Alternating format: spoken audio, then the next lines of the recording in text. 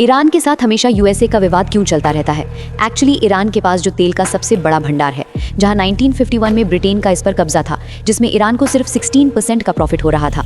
1951 में लोकतांत्रिक रूप से निर्वाचित पीएम मोहम्मद मोसादेग ने ऑयल इंडस्ट्री को ब्रिटेन से छीनकर नेशनलाइज कर दिया।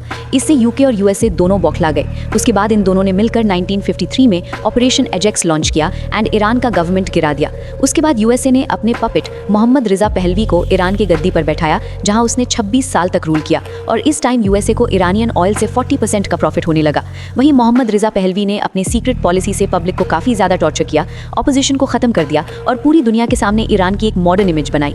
फिर 1979 में ईरानियन पब्लिक ने बहुत बड़ा रेवोल्यूशन किया, जिसके बाद रजा पहलवी की तख्ता पलट हो गई। उसके बाद खोमनई को पावर में लाया गया। अब यहाँ खोमनई ने दोबारा यूएसए और यूके से ऑयल कंट्रोल छीन लिया, जिससे यूएसए और यूके बौखला गए। 1979 में ईरानियन स्टूडेंट्स ने अमेरिकी दूतावास पर हमला करके 52 अमेरिकन डिप्लोमैट्स को अरेस्ट कर लिया और होस्टेज बनाकर रखा। क्यों? क्योंकि उनके जो डिपोज्ड रूलर थे रजा पहलवी, इसको अमेरिका ने अपने यहाँ पनाह दे रखा था।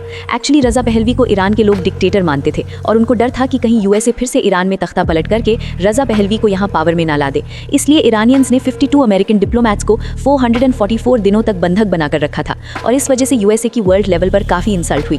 वहीं 1980 में बॉर्डर डिस्प्यूट की वजह से इराक और ईरान में युद्ध चल रहा था, क्योंकि इराक का जो रूलर था सद्दाम हुसैन, वो इराक ईरान ट्रीटी से संतुष्ट नहीं था। इसलिए सद्दाम हुसैन ने यूएसए के वेपन और इंटेलिजेंस की सपोर्ट से ईरान पर अटैक कर दिया एंड इस वार में बहुत सारे ईरानी लोग मारे गए। उसके बाद ईरान ने खुद को पावरफुल बनाने के लिए हिजबुल और हमास को फंडिंग देना शुरू किया एंड ईरान ने न्यूक्लियर प्रोग्राम स्टार्ट कर दिया, जिसके बाद यूएसए ने इस पे काफी सारे इकोनॉमिक सैंक्शंस लगाए एंड 2015 जब ओबामा यूएसए के प्रेसिडेंट बने तो इन्होंने ईरान के साथ एक डील साइन की, जिसमें ईरान के ऊपर लगे सारे इकोनॉमिक सैंक्शन को हटा दिया गया।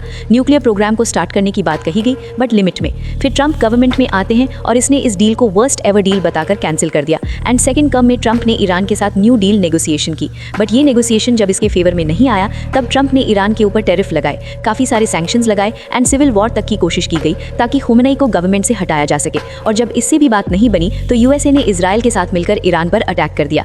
Thanks for watching. Like, subscribe और फॉलो करें फॉर मोर कंटेंट।